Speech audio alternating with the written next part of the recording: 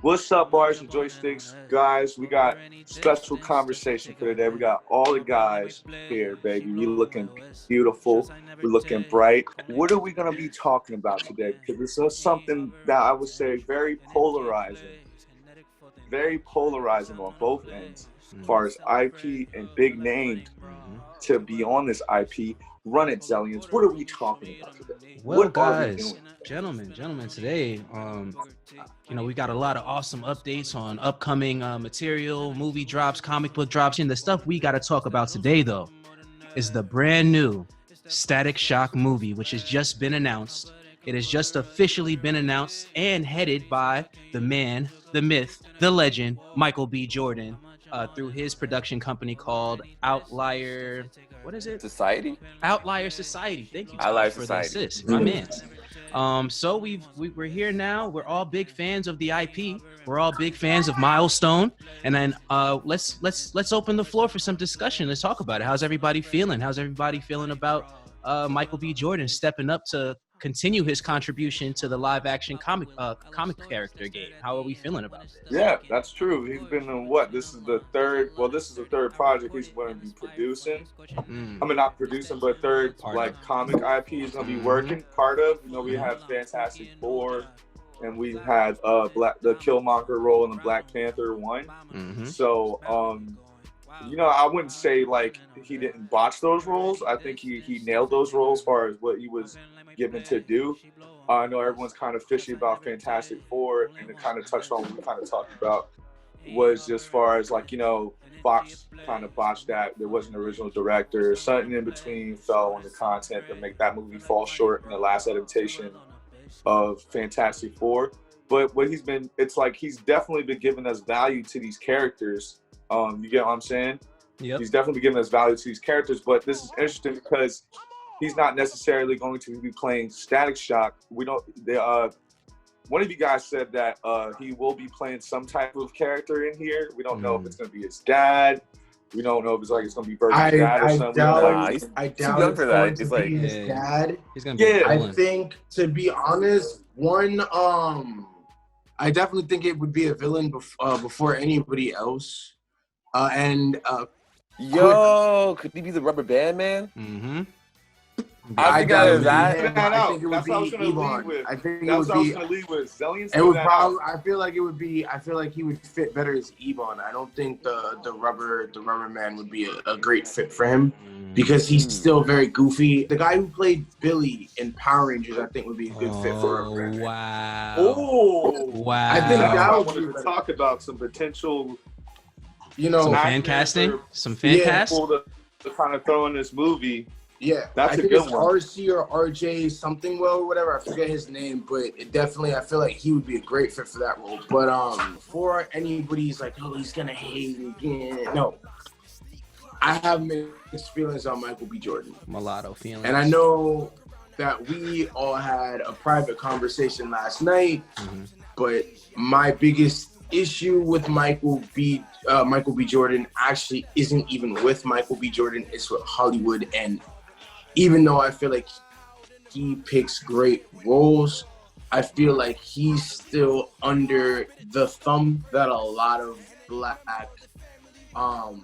creatives and actors and entertainers are under. And I don't think he's fully able to stretch his legs in the car.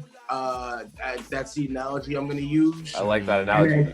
And I think that kind of, when you're looking outside, it kind of makes the person look a lot smaller and less equipped to do these types of things than they actually are. So I think that this is going to be very interesting to see on my end, because it's going to either solidify him as what certain people are kind of touting him as, or it's going to solidify him as what certain people are touting him as. Yeah, it's gonna go. It's gonna build or break.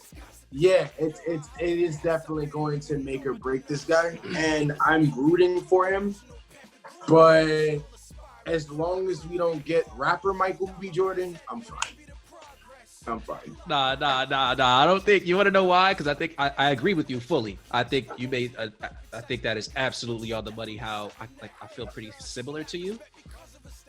However, I think that they can do almost no wrong because the team that is one of the team members that signed up for this, which I think is top tier, bro. It's this gentleman by the name of Reginald Hudlin. Reginald Hudlin is just signed on as one of the producers as well on this project as well. And I don't know if y'all know about Reginald, but Reginald got some shit. Reginald is the gentleman who his first movie was that he directed was House Party. Oh wow! The first song with that kid and played. Yeah. I'm talking about the director of that movie is one of the key producers on Static Shock movie. So we got a lot of like deep Black Hollywood. You understand? We got a lot of deep rooted Black Hollywood people signing up to contribute their efforts of exposing, representation. It's not just on the camera, it's behind the camera as well for this. So I think hold on, I'll screen share. I think, just some of the things that he's done, just so we can see. It's like when I read it, I was like, whoa, I can't believe I didn't even know this gentleman's name. I've been talking about Spike Lee and fucking John Singleton all this time, and there's so many. Oh, he also directed Boomerang with Eddie Murphy. He directed Boomerang with Eddie Murphy. Oh, like, wow. This is like top tier behind the camera Black Hollywood shit coming together to be on board as someone who I believe will be able to help Micheal B. Jordan transition into that producer, executive producer, director behind the camera excellence that I think that we all can agree we want to see from from Static Shock moving forward. Let's see. I'll get the screen going. And Taj, what is some things you're expecting, or some kind of like your first reaction of hearing Micheal B. kind of like? I'm not. Yeah, I don't mind Micheal B. Jordan at all, man. He's a pretty cool actor in my eyes. I don't very much care that much about his rap career. Yeah, like the roles I think he could fit in is Six is right with Ebon, but I think he'd also be cool as like some sort of like mentor, guidance counselor type of character as well. Say in Virgil's high school. I know that's not on the TV show at all. I feel like that'd be a handy way to put him in there, like a young, nifty guidance counselor type dude. Yeah, just as cameo for cameo. Yeah, just It's like a little pocket cameo. Yeah, a little pocket cameo. Many directors and producers do that. They'll just make brief cameos in their own films. What he needs to do is focus on being a producer and not really him trying to like act in this. I don't even think he's gonna act in this like that, to be honest with you. Like, I really think he's trying to stake his claim in the industry, putting this outlier society on the map, and I think that's how he's gonna go about it.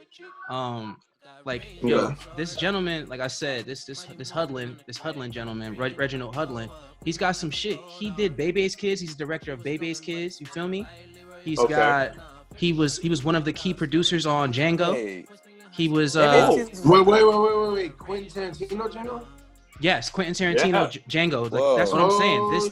This producer has been on so many of my favorite movies, or especially with black Hollywood shit. This gentleman right here is the man to partner up with. From 2005 to 2008, Hudlin was the president of entertainment for BET, which is, what I'm saying, and then he wrote the years? It's 05 to 08. And then at that same time, the Bride of the Panther story. Yes, at the same time, during that same allotment of time from 2005 to 08, he also wrote the Marvel Comics' Black Panther run during that time. So he was the president. That's what I want to hear. So that's what I want to hear. Reginald Hudlin is tapped in cyclically on multiple projects that Micheal B has already been involved in. So looking at what's to come, Micheal B. Jordan coming on as the producer for Static Shock, you see that they already have a rapport. You understand? The rapport has already been built, and at this point, I don't even think we even have to really worry like that. You understand what I'm saying? As I'm reading, as I'm learning more about what the contributors have been doing already, it makes me worry less and less and less, because I fucking love Boomerang. Boomerang is key Black excellence. It was promoting safe sex. It was promoting relationships, black love, all of that beautiful shit. And as we're, I guess, as black creators or creators in the digital space like ourselves, to see how it has grown, representation has grown, opportunities have expanded. This makes me excited, and that's honestly how I feel to like my very core about this project. That regardless of anything, commercialism, corporate investment, that the people at the helm are are like they've made a career of fucking putting on for us in the culture. This is gonna be a good movie, guys. I don't know about y'all, but I'm pumped. I have no worries or concerns about this. Like, my first hearing Micheal B. Jordan getting attached to this IP, I was like, okay, is this another DC clout move? The biggest thing I would feel like that's been going on cinematically with DC and live action per se with DC is sometimes they go too much with clout and then trying to do what they do well is telling stories. Yeah. Now, this Huntley guy helping out Micheal B. Jordan, he's going to kind of not strain away from the content that's already there. Because necessarily of the content, like we want is more so what we've seen on the animation side and kind of getting that type of story in a live action. You know what I'm saying? Because what's interesting is they had I wouldn't say, maybe Taj can help me with this point. I don't know too much far as like the actual Milestone Static Shock kind of like mythos and a lot of that stuff.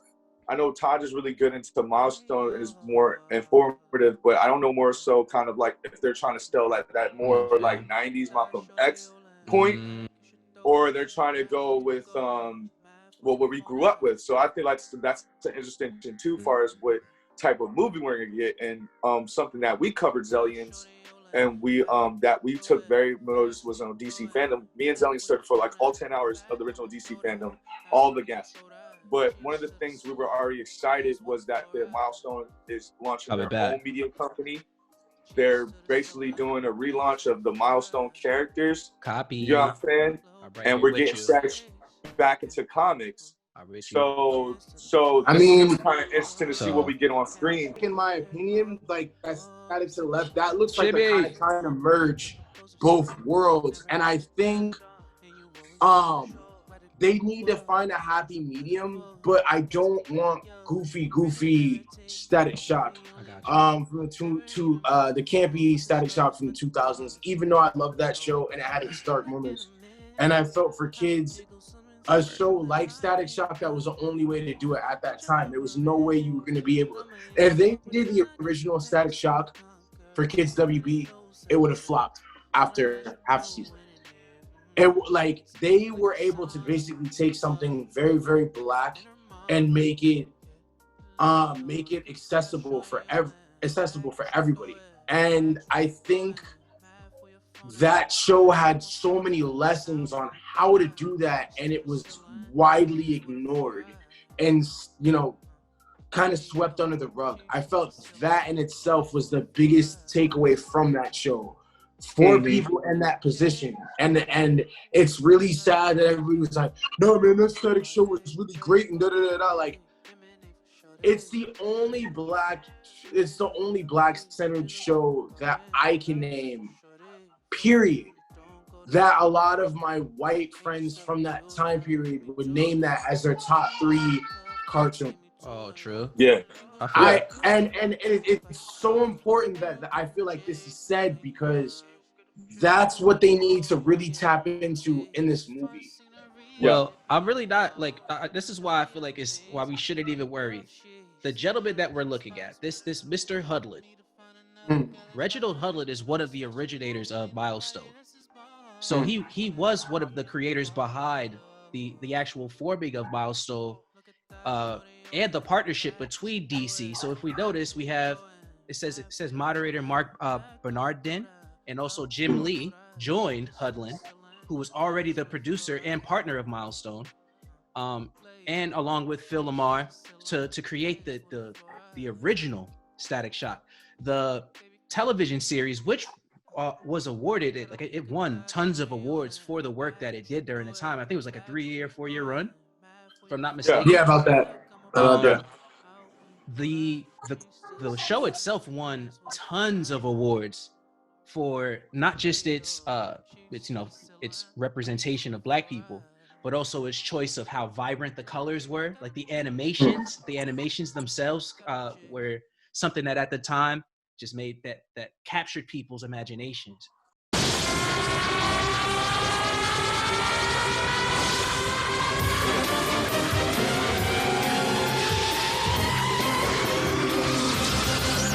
That's why your white buddies was like, yo, Static Shock is the shit, because they spent so much time taking the original concept and making it something that was digestible for the mainstream. So with this movie, I think that with this Static Shock film, I do believe that we're gonna get the best of both worlds. We're gonna get those chill elements of the campiness from the TV show, but we're also gonna get that gritty, live, we're not afraid to tell Black stories type attitude that we have with Hollywood these days, because we do have Black creators. All the Black creators, like, let's not, like, I really am tired of people sleeping on us regarding where we've been over the last 20 years with this. But over the last 20 years, like, we've been, like, Black creators have been in the game, have been providing opportunities, have been providing representation from the beginning. It's only now that it's like the big namers of creation want to like sort of steal the strength of that branding and apply it to their own. And that's why we're seeing all of this effort from Marvel and DC to try and push this shit to the front. But I don't want to discredit the work of creators like I said, John Singleton. I don't think that this is the movie that we need to worry about. You know what I'm saying? I agree. Because this is the movie that got the juice behind it. You know what I'm saying? And it's not just the juice. It's not just the juice. It's also the cultural foundation that it takes to make a great Black film and television and comics. Because it's like he's involved in all of them. While he was president of BET, he was writing Black Panther for Marvel. You know what I'm saying? While he was on the Marvel side. Very busy guy. While on the Marvel side, while on the DC side, you understand what I'm saying? He was one of the first people to work for both and contribute to both. He's been in the game for so long. And I'm sorry for making this conversation about Mr. Reginald. And I know this is supposed to be specifically about Micheal B. Jordan, but I want to just say this to say that Micheal B. Jordan is good. He is surrounding himself with the best, most knowledgeable, most experienced creators, Black creators in Hollywood to get this fucking movie done. And this just about to go down. Now hearing all of this, I'm definitely not, worried, scared, or anything like that. But definitely when I saw the article, I definitely raised the eyebrow. Yeah, me and Sue were big cringy. For the reason, We're big kind of cringy. Yeah. It's cringy shit. And you know what? Without an explanation. I really, like I said from the very beginning, I definitely wish the best for him. I definitely now think he's equipped to handle the job. And let's see what happens, man. Definitely can't wait. It will be fuck, man. Can't see it in the theater, but whoa, sidebar. That's another thing to talk about too. Like, we might not be seeing this probably for like a good couple years. You know what I mean? Probably, I think we're gonna get a new probably 22. All right. That's one thing I want to say. I definitely think we're gonna get that new format next year. I think we already have it. I think we already have it. And the only reason why I say that is because Outlier Society, as a production company, I don't know if y'all saw this. I'll find the screen share in a second. But the Outlier Society, I think it was either June or July 1st, they hosted a series of movie showings at drive-in theaters around the nation. So I think that's how they're going to flex the release of this, is to do a run of showings around the nation, maybe around the world, at drive-in theaters. So it's the drive-in theater market that's about to get boosted, because people can go to drive-in theaters and stay in their cars, still watch the movie, still experience it, getting the audio straight through their sound systems, and minimizing contact with individuals that they don't know. This is the way that the market is evolving, for the sake of not killing the movie theater experience, but also keeping people safe, is the drive-in theater. And Outlier Society has already successfully done the run. Yeah. The beginning of his showings is a thank you, a personalized thank you from Micheal B. Jordan, saying like, yo, I thoroughly appreciate y'all for understanding what we're doing here and being a part of this experience. And I think people really attach or really appreciate it, just the value of the experience in its totality. So if they're able to already do this shit by the time that Static Shock even gets done, I think the drive-in theater route is what it's going to be all about. Yeah. I don't think Hollywood is going to be able to sustain themselves off of direct streaming to your house. I think people are going to start getting really disinterested in movies. Yeah. Yeah, I think that's a hard ideal. Because me personally, I would buy Static Shock if it was a digital release. Just because I want to support Milestone. And I'm not saying digital release. I'm saying like rent as is when the movie comes out. You get what I'm saying? So like you don't necessarily own it until it's time to own it. Yeah, because my main thing with that is like you gotta think far as where piracy is at an all-time high and the access to all this material. It's almost like it's like you're jugging yourself if you were to be like strictly releasing like just straight like digital cuts. It's a really risky because you look at like the whole transition of like music going digitally and where like niggas had like albums like 2 weeks before they came out. You know what I'm saying? So I would say they're gonna lose a lot of money that they get from these 10 to 15 and sometimes bougie movie theaters, $25 for a ticket. Yeah, you know what I'm saying? Like for sure. They're gonna lose a lot of that. You add that up to you got like thousands of people every week, and you know add those numbers up for 1 week, especially something that's like because something like Static Shock, I think off rip, it being Static Shock and how much we haven't had any content. If there wasn't any pandemic going on, you're talking about people pulling up just for that, just for the name. For sure. Like, like they're definitely gonna make box office cuts of what they're gonna be putting in their investment as far as shooting this movie with that. But that's the weird thing going on right now, kind of like industries like this kind of getting affected. Listen, bro, Pop. Yeah. I don't give a fuck if actors get paid $10 million as opposed to $50 million. All right? This is what I'm saying. Like, make the fucking movie, Doc. As a music creator, ain't nobody worried about us making bread like that. So I don't really care about these actors getting cuts to their roles. You feel me? Fuck them, son. Make the movie, Doc. If you don't want to act and get paid, no, I got you. But that's where the budgets is going to. Even on top of those individuals, you got guys that they're really good at their job as far as post-production wise. You kind of I was thinking that's what it's all about. And they be making they make those people work hours on hours, and they ain't giving them no crazy bonuses. You feel me? They're not giving these editors all of these like all of these motion graphic people, like they're not giving them like the hugest part of the budget, not individually. You know what I'm saying? Like restructure that shit. Like, come on. Here's the reason why this is true. Say this. Okay, and this part actually we might want to cut into another video. I got you. But the celebrity conversation is very tricky. Because you guys got to remember, it's the same thing that I tell people when we're talking about athletes or other celebrities. The reason why they are paid as much as they are is because they are, in a sense, a fuel to these major corporations, and they are getting their very small cut by comparison. I got you. So when you have Brad Pitt making $20 million, Brad Pitt's name being on a flyer or a poster or a billboard is drawing in 100 million people to various movie theaters for a month. Do you get what I'm saying? And the companies that are sponsoring movie theaters or sponsoring products being shown or sponsoring this or sponsoring that, they're not making 20 million, they're making 20 million.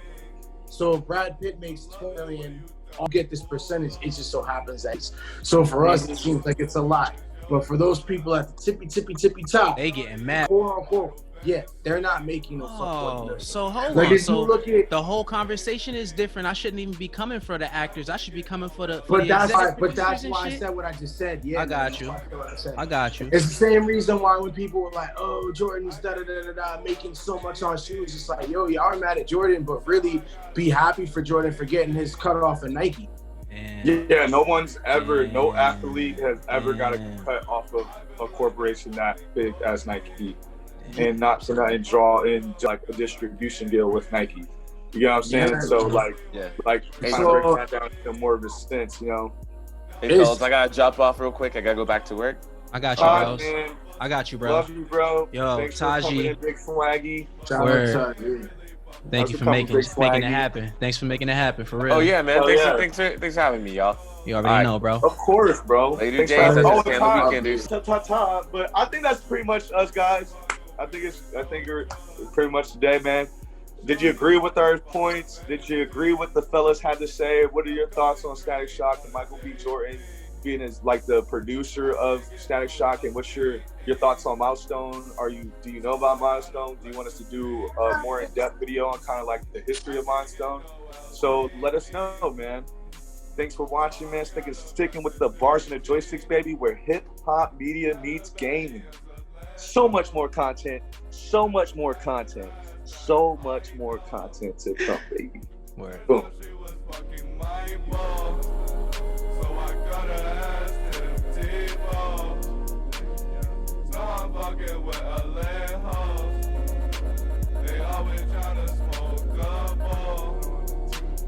I can't get no.